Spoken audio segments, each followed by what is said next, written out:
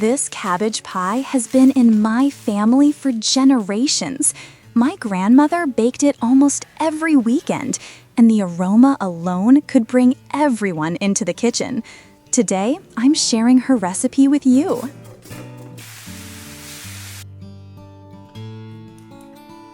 For the dough, you'll need warm milk, yeast, sugar, salt, egg, butter, and flour.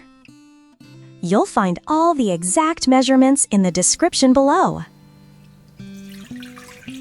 Start by combining the warm milk and yeast.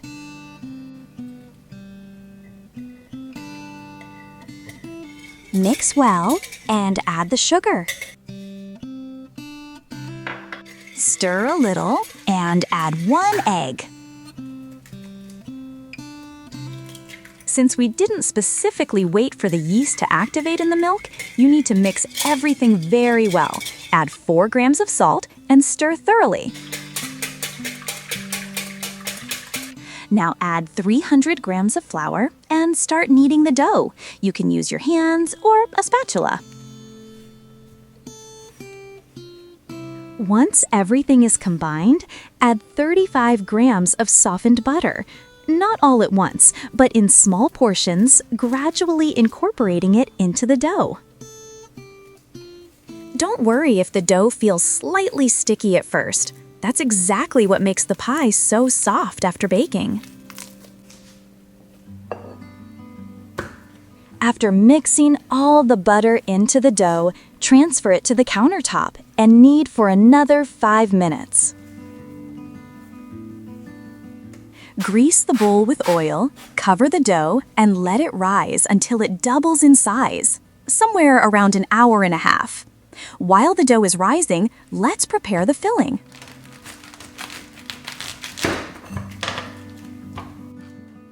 Grate or hand chop the fresh cabbage.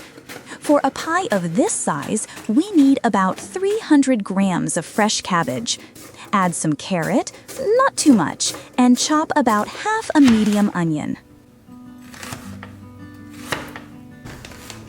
The secret that makes this pie so delicious is sauerkraut. Yes, that very secret, which few people know because it is an ancient trick for a tasty pie filling.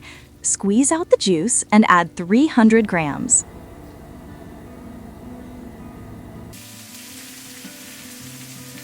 The cabbage cooks slowly until it's tender and lightly caramelized. Season with salt and black pepper.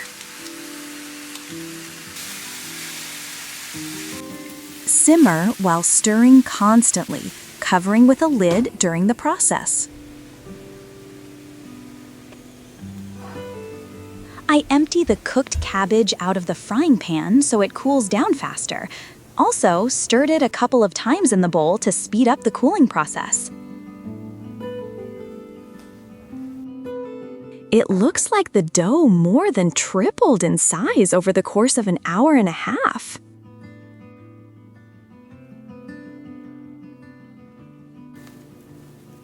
I'll knead the dough briefly and divide it into 2 unequal parts, roughly a 40-60 split.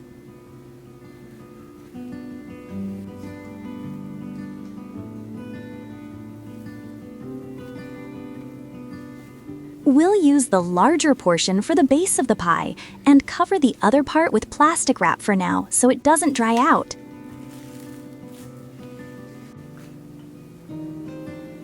I will be baking it in a 10-inch diameter pan, so I'll roll out the pie base a bit larger, to about 1 foot, so I can fold up the edges later.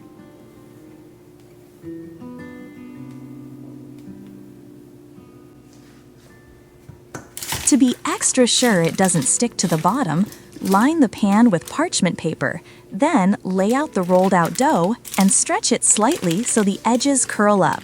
That way, it will be easier to join it with the top layer.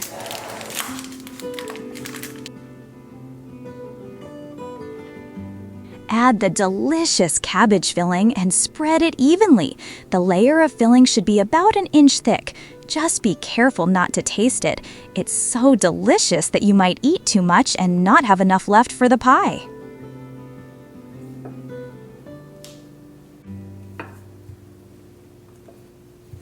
Roll out the second layer and cover the pie.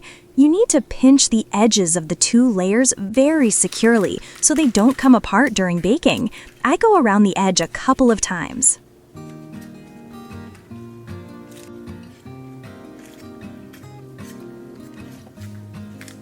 Then I fold the edges of the dough to make it look nice. A pie shouldn't just taste delicious, it should look beautiful too.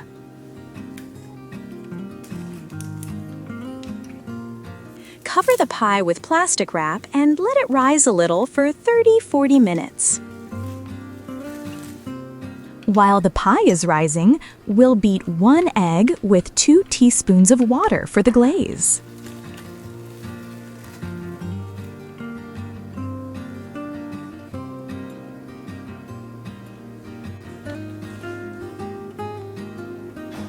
Brush the pie thoroughly with egg and cut a few slits in it so that the steam building up inside can escape during baking.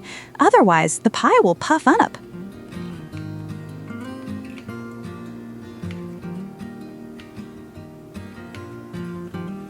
You can also sprinkle sesame seeds on top. This adds both flavor and visual appeal.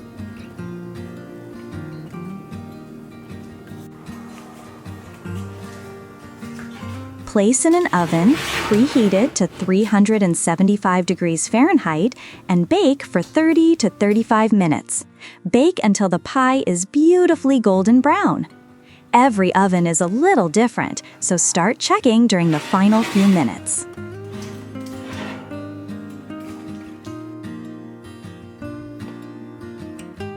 Look at that beautiful golden crust!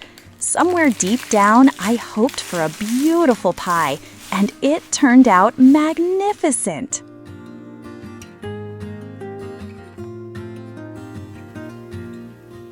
Listen to how crisp it is. Inside, the filling is tender, juicy, and perfectly balanced with the soft homemade dough. This recipe brings back so many wonderful memories of family dinners around my grandmother's table. I hope it brings the same warmth to your home. If you enjoyed today's recipe, let me know in the comments if your family has a favorite recipe that's been passed down through generations. Thank you so much for watching, and I'll see you in the next recipe.